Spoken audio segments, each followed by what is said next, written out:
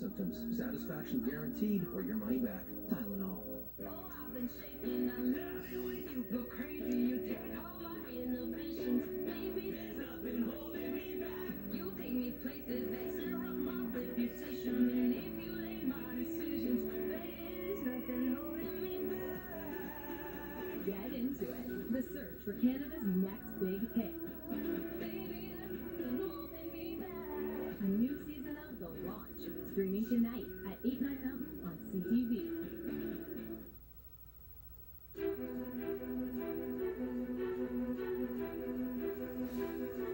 It's like I'm going into a freezer. And it's like hard to take a breath in. Well, it's called the polar vortex. Sort of says it all, doesn't it? You're watching CTV News Channel on this Wednesday afternoon. This vortex hitting Canada, basically from Saskatchewan right through to Quebec, but also having a big impact on Midwestern states in the U.S. We're going to have more coming up in a moment. Social media have been used to falsely slander elected officials. Such an important story today, trying to safeguard the Canadian election system. We do have, of course, a federal election coming up in October, amid worries about hacking and fake news. We're going to have more on what the Trudeau government is doing to protect Canadian democracy. And a woman or girl is killed every 2.5 days in Canada. This is a brand new report out on femicide. It also finds women are murdered more often by people who they know. We're going to have the implications on that story in a moment. Good to have you with us here on CTV News Channel. I'm Todd Vanderhaden. It's coming up now on 3:30 Eastern, 12:30 Pacific. We're going to start with a deep freeze that's being felt on both sides of the border, Canada and the United States. If you're watching in places like Vancouver, Victoria, or Calgary, you're okay, but for more than 30 million other Canadians, it is extreme cold we're dealing with. Environment Canada issuing cold warnings stretching basically from Saskatchewan right through to the eastern border of Quebec and also spilling over into the Maritimes, warning anyone who goes outside should be extra careful. I've got more than enough layers on, although I wish I was wearing more pants. That interview done there in downtown Toronto, some areas of Canada could see wind chill values plunging to more than minus 50. Winnipeg, we're talking about you. In southern Ontario, it can feel like minus 35, which is presenting a challenge for folks who have to work outdoors. In Canada's biggest city, Toronto, so cold, dozens of pipes have burst over the last 24 to 48 hours. Not a lot of relief in sight either. Frigid temperatures in many areas are going to last into the weekend. For a better look at the hardest parts of the country and those that are going to be dealing with some major extreme cold situations, CTV meteorologist Kevin Stanfield is standing by for us in Calgary. Kevin.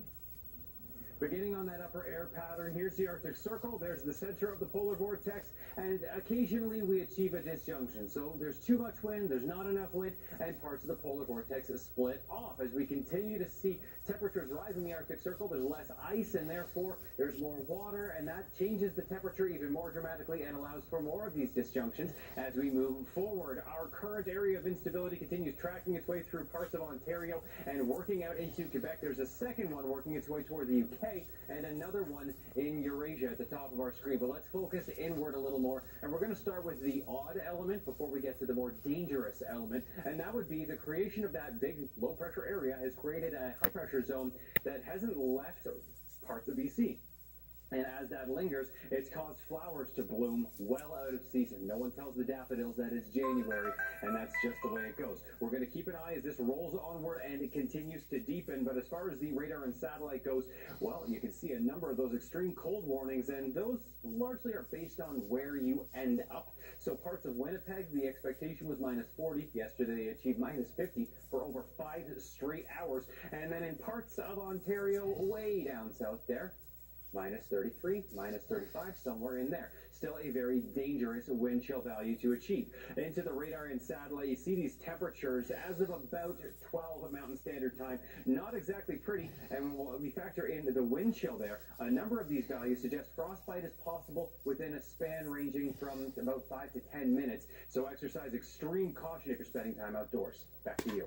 All right, CTV's Kevin Stanfield with the update. Thanks for that, Kevin. We're going to keep our eye on the polar vortex. bringing you all the updates right here on News Channel as we track the cold weather moving right across our country. This is another really important story. At the heart of it is Canadian democracy, and that's not an overstatement. The next federal election is coming up in 9 months in October. Today, the Trudeau government unveiling a new plan, a strategy to try and fight back against election interference. Extra attention being paid to social media. Social media have been used to falsely slander elected officials. Trolls and bots are dispatched to stoke anxiety, even hysteria around sensitive issues. Fake news masquerades as legitimate information. Twitter, Facebook, Instagram, and on it goes. We certainly know the potential and what happened in the presidential election thanks to Russian interference. And so Ottawa wants to make sure that Canada will be protected and our electoral system is not interfered with by outside hackers, to make sure that the process goes over without a threat. Also, cyber threats and disinformation. 9 months, of course, to make sure that the election system is secured. We've got developing news out of Havana, Cuba today, and another Canadian diplomat who's fallen ill with an unexplained illness. It's prompting Canada to cut back on staffing. CTV's Michelle Boyer is tracking this story for us today from the capital. So what's the situation right now? It's an unusual situation, Todd, and it's been unusual since we first started talking about it more than a year ago. A 14th Canadian staffer at the embassy in Havana has fallen ill. Senior government officials confirming that information today. This comes after a number of American diplomats and staff members at its embassy also falling ill with a number of really mysterious and almost inexplicable symptoms. We're talking about concussion-like symptoms, nausea, hearing loss, dizziness. In November, Global Affairs confirmed the 13th case for Canada, and at the time they said that all options were on the table. So now, with the 14th case, they are effectively saying that they're going to be considering reducing staff from about 16 members down to 8 members. That's going to include the ambassador. Consular services are likely, and programs are likely to be readjusted in the next couple of weeks. But again, a very, very mysterious situation for yet a 14th consular official in Havana, Cuba. Any indication, Michelle, what exactly is going on here as we show our viewers some of the photos, the exteriors of the embassy there, the Canadian embassy in Havana? What's behind this illness? You know, it's a great question, and it's a question that Global Affairs, even the RCMP, is looking into. At one point, they were floating the possibility that this was a sonic attack. The government of Cuba assisting, also as frustrated as Canadian officials are with this situation, as are American officials. And Global Affairs is saying that effectively the cause is unconfirmed at this point. So that sonic attack possibility.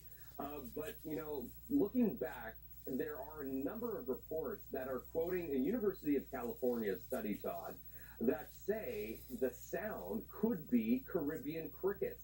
They have a very particular frequency, and they make that noise, and it could cause damage to human ears.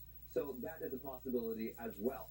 So at this point, the government of Canada not taking any chances, considering reducing its staff so that people don't get ill. But while all of this is happening, they're also saying that the only people who have been affected are embassy staff, not tourists. So they're saying Cuba is still safe if you want to head to the beach. CTV's Michelle Boyer joining us from Ottawa. Kind of sounds nice today, doesn't it? Oh, I'd love to be at a beach right now. Let's go from one capital to another and to Washington. China and Russia pose the biggest threat to the United States. That's among the findings of a U.S. intelligence official. Some of the reports coming out on this today. CTV's Richard Madden is standing by with more. And how's the president responding to the assessment, Richard? Well, it was a threat assessment yesterday by the United States top intelligence leaders who appeared under sworn oath to Congress, and what they say contradicts what President Trump has been suggesting with respect to the threat assessments from around the world. Well, we haven't seen President Trump for the past 5 days, but we're sure reading and seeing his tweets. And today, with an extraordinary Trumpian-style move, he really cast doubt on the intelligence agencies, suggesting that they're naive, they're passive, and they should go back to intelligence school. So that is absolutely extraordinary for a sitting president to continue to rip apart the heads of his own intelligence, the people that he appointed into these jobs. And it's every topic from Iran to Russia to election meddling to North Korea. President Trump taking a different side and contradicting what his own intelligence heads have had to say. What do you think that will mean for this second summit on the North Korean front? The president set to have some sort of a second follow-up head-to-head with North Korea's dictator. Well, this is just weeks from now, the location to be determined, but it really kind of undermines President Trump's own intelligence when they say that North Korea is in the midst of, is not going to abandon its nuclear ambitions and does want to build a missile that could reach the mainland United States, which is a direct threat to this country.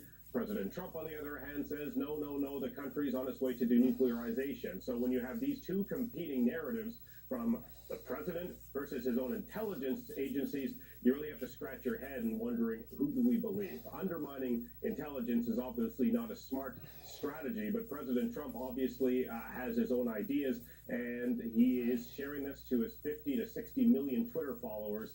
So it's just another extraordinary contradiction by the president against his own people he appointed to protect this country. I know you're also keeping an eye on U.S.-China relations today, Richard. High-level talks beginning amid these tensions over Huawei. Right. So the administration trying to separate these charges of espionage against Huawei versus trade talks with China. This is the two largest world economies trying to hammer out some sort of trade deal and de-escalate the trade war that's continuing between the two countries. Yesterday, we saw in a show of force, or 2 days ago rather, a show of force by the head of the FBI, the acting attorney general, charging Huawei and its CFO, who's currently about to be extradited from Vancouver down to the U.S., essentially with corporate espionage and stealing secrets from T-Mobile. Meantime, you have Treasury, you have the U.S. Trade Representative trying to hammer out a deal today. No doubt Huawei is going to be at top of mind, but the administration is, as I said earlier, trying to separate these two things to ensure that its Justice Division goes after Huawei for being a bad actor versus trying to enhance trade between the two countries.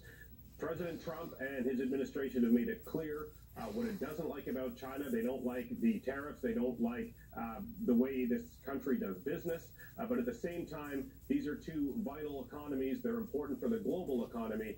So, whether or not they're close to a deal, I think is a long way off. But the fact that both sides are speaking mere days after the FBI and the top intelligence agencies made these accusations and charges and had the unsealed court documents against Huawei really speaks to the sort of contradictory message the administration has with China, despite the fact they're trying to keep these two issues separate. Lots to cover. Thanks for this, Richard. Okay. CTV's Richard Madden in Washington with a number of headlines, of course, there in the U.S. Capitol. We're also tracking this in South America. The embattled dictator of Venezuela, Nicolas Maduro, is dismissing calls for new presidential elections as protesters once again take to the streets at the urging of opposition leader Juan Guaido.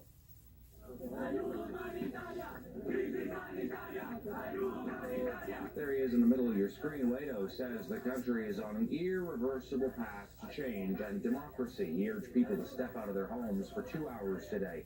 These are the first mass protests since Guaido was sworn in as interim president, prompting an escalating power struggle. You might say Venezuela basically has two presidents right now. The United States, Canada, more than 20 other countries have backed Guaido as the new president. Donald Trump, in fact, called Guaido to congratulate him today. Still ahead for us, an alarming study on femicide in Canada. We'll have more on what the new numbers show about violence against women and girls in our country. Stay with us.